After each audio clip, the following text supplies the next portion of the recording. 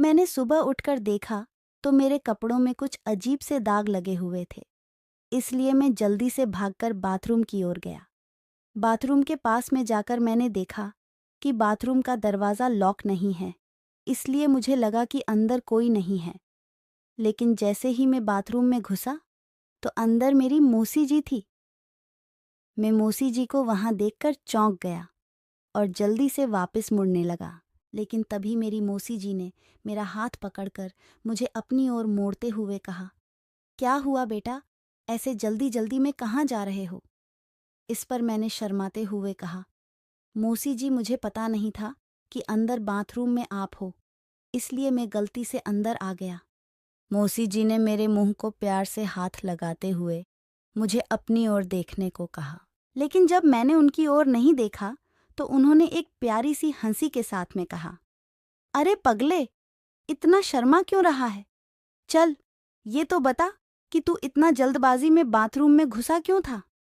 मैंने मौसी को अपने कपड़ों पर लगे हुए दाग दिखाए तो पता नहीं क्यों मौसी ने मुझे प्यार से एक थप्पड़ मारते हुए कहा, पागल कहीं का, चल इन कपड़ों को निकाल दे, मैं साफ कर देती हूँ। मैंने कहा, ठीक है मौसी, मैं अभी अपने कमरे में जाकर कपड़े लाकर देता हूँ। इस पर मौसी जी ने एक कातिलाना स्माइल के साथ में कहा, अरे इसके लिए कमरे में जाने की क्या ज़रूरत है?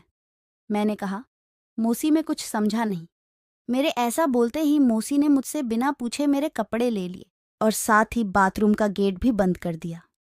मौसी जी की इस हरकत से मैं हड़बड़ा गया और जल्दी से बाहर की ओर भागने लगा। लेकिन तभी मौसी ने मुझे पीछे से पकड़ लिया। मौसी जी मुझसे बड़ी हैं, इसलिए मैं उनसे अपने आप को छुड़वा नहीं पा रहा था। फिर मौसी ने मुझसे कहा, अरे मेरे राजा, ऐसे भाग क्यों रहे हो? मैं कुछ नहीं बोला और चुपचाप वहां पर खड़ा हो गया। लेकिन तभी मेरी मौसी ने बाथरूम का दरवाज़ा खोला और मुझे अपने साथ अपने बेडरूम में ले गई।